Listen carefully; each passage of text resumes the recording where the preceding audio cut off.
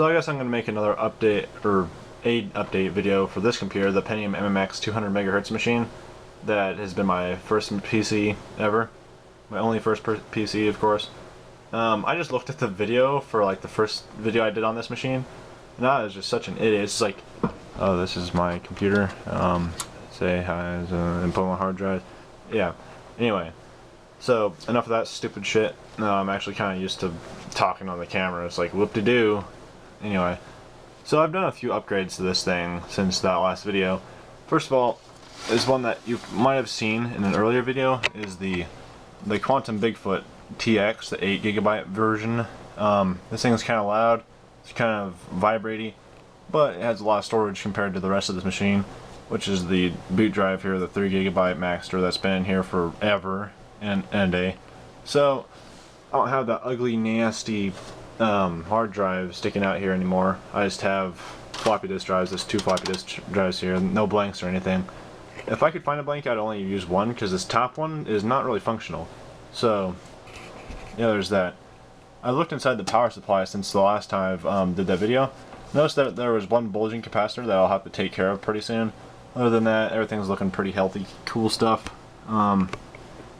Pretty much the same stuff in here, except I got a NIC. I don't know if I had a NIC in there before. It's for file sharing and getting on the internet. I might do a video on how to do file sharing between a modern Windows 7 machine over here and Windows 98. But I don't know if I will upload it or not, because I don't know if I want tutorials to be my thing. They're just kind of dumb, lame, but there's probably 50 other people that have already done it. Also, long gone is the ESS Allegro Yamaha X-Wave card. I replaced it with a Sound Blaster AWE64, which is pretty much the exact same model as the one I put in that machine right there. Except this I found at a thrift store for about $4, hanging off an old Pentium. Was like 120 megahertz. I don't think. No, maybe it was a 100 megahertz board that was sitting there. I didn't buy the board because I didn't get the money and I don't have a case for it or a power supply or anything. So it'd probably be a waste. Although, well, I didn't have the money. If I had the money, I'd probably just get anyway for parts. So yeah, I got this thing getting some awesome MIDI going on instead of this crappy Windows General MIDI that everybody just loves. It's just the best thing ever, but not. It's the worst sound ever. So now I can play games pretty good sound with this. Yeah, I do a lot of my early Windows or late DOS, early Windows gaming on this one instead of this one. I usually do like earlier games with better sound. Yeah, I still use this one a lot. Still got the same crappy S3 video card. It's got 96 megabytes. I think it's not. It wasn't 98. It might be 96 megabytes of video or just RAM in there.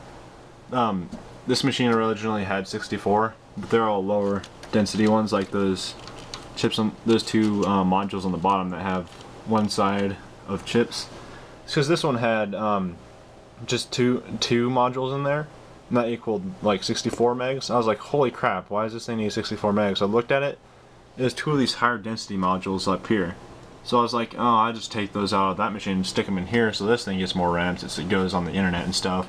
And then leave this one with 32, because Windows 95, like 32 is all you really need at all. So, yep. I've been usually using this monitor for practically everything that's old, from my 486 to the Pentiums here. It's a really good monitor. One of my friends found another monitor like this that has like the dials and stuff. It's all black. It might have a power issue because it keeps on blinking and spazzing out, but this one works just fine.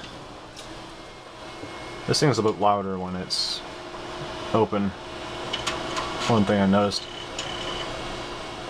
So anyway, this floppy disk drive is not plugged in because it'd give me a seek fail. Or was it a seek fail or was it just like a read fail that it does later? I'm not so sure, but I just don't have it plugged in. CD-ROM drive works. It's the original drive. For some reason lately it has actually been reading CDRWs. This thing never read CDRWs for like the longest time. It's so weird. So, let's see here. I didn't get much of a don't think I gave much of a tech demo on what this thing can do. So I might just like throw some descent on there and then you can see how smooth it runs. So it runs really smooth. So as you can see, this thing runs really smooth. Yep.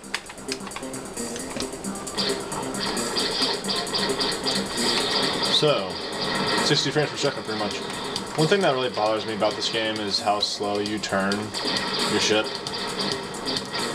I wish there's like a mod maybe for that, fix it or something. So this is at the highest details, and this thing's running descent like a boss. Let me turn on the volume a little bit. Get it in the background instead. Anyway, I'm about to beat this boss here, and so far so good. Running extremely smooth. No complaints so far. So when I said that this thing couldn't handle 3D in my first video, I was thinking more about like, you know, direct 3D, like 3D accelerated games, not really like DOS software based 3D rendering, because this stuff will run like a boss.